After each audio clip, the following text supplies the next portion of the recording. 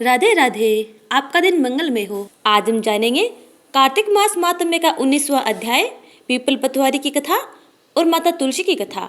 Video शुरू करने से पहले यदि आपने चैनल को सब्सक्राइब नहीं किया है तो चैनल को सब्सक्राइब कर बेल आइकन को जरूर दबा लीजिएगा ताकि आगे आने वाली वीडियो की नोटिफिकेशन आप तक टाइम पर पहुंचती रहे। आइए वीडियो शुरू करते हैं। सर्वप्रथम सुनते हैं पीपल पतवारी की कथा। एक गुजरी थी, उसने अपनी बहू से कहा कि दूध दही बेचा, तो वह दूध दही बेचने गई। कार्तिक का महीना था, वहाँ पर सब औरतें पीपल सींचने आती थी, तो वह भी वहाँ पर बैठ गई और औरतों से पूछने लगी कि तुम क्या कर रही हो। तो औरतें बोली कि हम तो पीपल की पतवारी सींच रही हैं। तो उसने पूछा, इससे क्या होता है। औरतों ने जवाब दिया कि इससे करने से अन्न धन मिलता है, वर्षों का बिछड़ा हुआ पति मिल जाता है। उस गुजरी ने कहा कि तुम तो पानी से सींच रही हो, मैं दूध दही से सींचूंगी। उसकी सास रोज कहती कि दूध दही बेचकर पैसे ला कर देना। तो उसने कहा, जब कार्तिक का महीना पूरा हो जाएगा तब ला दूंगी। और कार्तिक का महीना पूरा हो गया। पूनम के दिन गुजरी पीपल पथवारी के पास धरना लेकर बैठ गई। पीपल पथवारी ने पूछा कि तू यहाँ क्यों बैठी है। उसने कहा, मेरी सास दूध दही के पैसे मांग रही है। तो पीपल पथवारी ने कहा, मेरे पास पैसे नहीं हैं, ये पत्थर पान पत्ते पड़े हैं, वह ले जा और गुल्लक में ले जाकर रख देना। जब सास ने पूछा, पैसे लाई है, तो गुजरी ने कहा, मैंने पैसे गुल्लक में रखे हैं। तब सास ने गुल्लक खोलकर देखी तो सास देखती रह गई कि उसमें हीरे मोती जगमगा रहे हैं। पत्थर और पत्तों का धन हो गया। सास बोली कि बहू, इतना पैसा कहाँ से लाई। बहू ने आकर देखा तो बहुत सा धन भरा पड़ा है।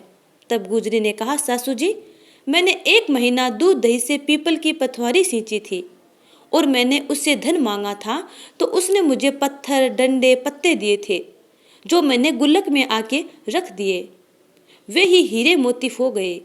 तब सासू जी ने कहा कि अब की बार कार्तिक का महीना आएगा तो मैं भी पीपल की पतवारी सींचूंगी। अगली बार कार्तिक का महीना आया, सासू दूध दही तो बेच आती और बर्तन धोकर पीपल पतवारी में डाल देती और बहू से कहती कि तू मेरे से पैसे मांग। तब बहू ने कहा कि कभी बहू भी सासू से पैसे मांग सकती है क्या। तब सासू ने कहा, नहीं तुम मांगो। तब बहू ने कहा कि लाओ सासू जी, दूध दही के पैसे दो। तब सासू जी पीपल पतवारी पर धरना देकर बैठ गई। पीपल पतवारी ने उसे भी पान पत्ते पत्थर दिए और वही ले जाकर गुल्लक में रख दिए। फिर बहू ने गुल्लक खोलकर देखा तो उसमें कीड़े मकोड़े चल रहे थे। गुजरी ने सास से कहा, सासू जी ये क्या। तो सास देखकर बोली कि पीपल पतवारी ने तेरे को तो अन्न धन दिया और मुझे कीड़े मकोड़े दिए। तब सब कोई कहने लगे कि बहू तो सत की भूखी सींची थी और सासू जी धन की भूखी।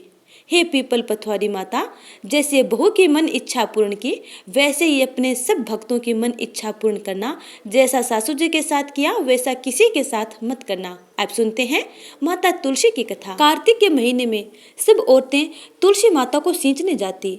सब कोई तुलसी जी को सींच कर वापिस आ जाती, लेकिन एक बुढ़िया माई थी जो हर रोज सींचने जाती थी और हर रोज एक ही बात कहती थी कि हे तुलसी माता, तू सत की दाता, मैं बिरलो सींचू तेरो, तू कर निस्तार मेरो। हे तुलसी माता, मुझे बहू दे, पीताम्बर की धोती दे, मीठा मीठा घास दे, बैकुंठा का वास दे, चट्टक की चाल दे, पट्टक की मोत दे, चंदन को काट दे, झालर की जनकार दे, साईं को राज दे, दाल भात का जिमण दे, 11 को दिन दे, कृष्ण जी को कंदो दे। तब तुलसी माता यह सुनकर सूखने लगी। तब भगवान श्री कृष्ण ने पूछा कि हे तुलसी जी, आपके पास इतनी औरतें आती हैं, गाती हैं, भोग लगाती हैं, दीपक जलाती हैं, आपकी पूजा करती हैं, फिर भी आप क्यों सूख रही हैं। तब तुलसी माता ने कहा कि आप मेरी मन की मत पूछो। तब भगवान श्री कृष्ण ने कहा कि यदि मैं नहीं पूछूंगा तो कौन पूछेगा। तब तुलसी माता ने कहा कि एक बुढ़िया माई है जो हर रोज आती है और एक ही बात हर रोज कहकर चली जाती है। मैं और तो सब कुछ दे दूंगी, पर आप कृष्ण का कंधा कहाँ से दूंगी। तब भगवान श्री कृष्ण बोले कि आप उस बुढ़िया माई से कह देना कि जब वो मरेंगी तो भगवान श्री कृष्ण उसे कंधा दे देंगे। कुछ समय बाद बुढ़िया माई की मृत्यु हो गई। सब लोग बुढ़िया माई के पास आ गए। जब बुढ़िया माई को ले जाने लगे तो बुढ़िया माई इतनी भारी हो गई कि किसी से भी ना उठी। तब सब कोई कहने लगे कि पाप घाट की माला फेरती थी, इसीलिए बुढ़िया माई इतनी भारी हो गई कि किसी से भी नहीं उठ रही। तब भगवान श्री कृष्ण एक 12 वर्ष के बालक का रूप धारण करके उनके पास आए और उन सब से पूछा कि यहाँ इतनी भीड़ किस बात की है। तब सब कोई कहने लगे कि एक बुढ़िया माई थी जो पाप घाट की माला फेरती थी, इसलिए इतनी भारी हो गई कि किसी से भी नहीं उठ रही। तब उस बालक ने कहा कि मुझे बुढ़िया माई के कान में एक बात कहने दो, फिर बुढ़िया माई हल्की हो जाएंगी। तब सब कोई कहने लगे कि आप भी अपने मन की कर लो। इसके बाद वह बालक उस बुढ़िया माई के पास गया और उसके कान में जाकर बोला, बुढ़िया माई मन की निकाल ले, पीताम्बर की धोती ले, मीठा मीठा घास ले, बैकुंठा का वास ले, चट्टक की चाल ले, पट्टक की मौत ले, कृष्ण जी को कंधो ले। यह सुनकर बुढ़िया माई हल्की हो गई। भगवान श्री कृष्ण उसे अपने कंधे पे ले गए और उस बुढ़िया माई की मुक्ति हो गई। हे तुलसी माता, जैसे आपने बुढ़िया माई की मन इच्छा पूर्ण की, वैसे ही अपने सब भक्तों की मन इच्छा पूर्ण करना। अब श्रवण पान करते हैं कार्तिक मास महात्म्य का 19वां अध्याय। नारद जी राजा पृथु से कहते हैं, हे राजन, कार्तिक कृष्णा त्रयोदशी से शुक्ला द्वितीया तक यमराज को प्रसन्न करने के लिए दीपक जलाना चाहिए। इससे अकाल मृत्यु आदि नहीं होती। चतुर्दशी को नरक चतुर्दशी भी कहते हैं। उस दिन तिल का तेल, अपामार्ग तथा दुर्वा आदि लगाकर स्नान करना चाहिए। स्नान के पश्चात दक्षिण की ओर मुख करके अपसव्य होकर जल में तिल मिलावे और 3-3 अंजुलि से यमाय, धर्मराज, मृतव्य, अंतकाय, कालाय, सौभूतक्षाय, चित्रगुप्ताय इन मंत्रों द्वारा यमराज का तर्पण करें। फिर सायंकाल ब्रह्मा, विष्णु, शिव, दुर्गा के मंदिरों में दीपक जलावें। रात को श्री लक्ष्मी जी का पूजन करें। यदि कोई शस्त्र से मारा गया हो तो चतुर्दशी को उसके निमित्त भी दीप दान करें। इससे अक्षय फल प्राप्त होता है। फिर कन्या, ब्रह्मचारी तथा तपस्वियों को भोजन करावें। इससे यमपुरी को न जाकर शिवलोक की प्राप्ति होती है। गौशाला में दीपक जलावें। फिर लक्ष्मी जी की स्तुति करके उनको जगावें। जिस प्रकार पतिव्रता स्त्री अपने पति से पहले जागती है, उसी प्रकार लक्ष्मी जी भी भगवान से 12 दिन पहले जागती रहती है। अमावस्या को दिन में बालक, वृद्ध तथा रोगियों को छोड़ अन्य कोई भोजन न करें। सायंकाल में लक्ष्मी जी का पूजन करके तब स्वयं भोजन ग्रहण करें। घर को फूल माला आदि से सजाकर रात्रि को सारे घर में दीप माला करें। घर के सभी स्त्री पुरुष नवीन वस्त्र धारण करें और समस्त रात्रि नृत्य, गीत आदि हर्षोल्लास से बितावें। रात्रि भर दीपक जलाना चाहिए।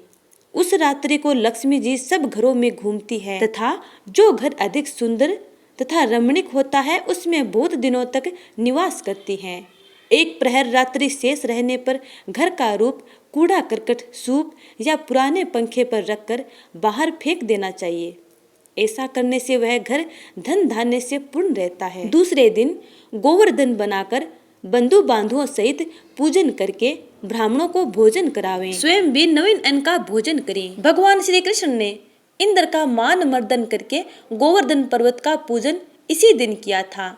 सायंकाल के समय गौ तथा वृषभ यानी बैल का पूजन करके उनसे अपने तथा अपने परिवार के भरण पोषण व रक्षा के लिए प्रार्थना करें। बलि और उसकी पत्नी विंध्यावली की मूर्ति बनाकर सायंकाल के समय पूजन करके दान आदि क्रिया करने वाला परिवार सदा सुखी रहता है। तो प्यारे स्नेहितजनों, कार्तिक मास महात्म्य का 19वां अध्याय यहीं पे समाप्त होता है। उम्मीद करती हूँ कि आपको ये वीडियो अच्छा लगा है। यदि अच्छा लगा है तो लाइक कमेंट कर देना और आगे की कथा जानने के लिए अगले वीडियो का इंतजार करना। तब तक के लिए जय जय श्री राधे।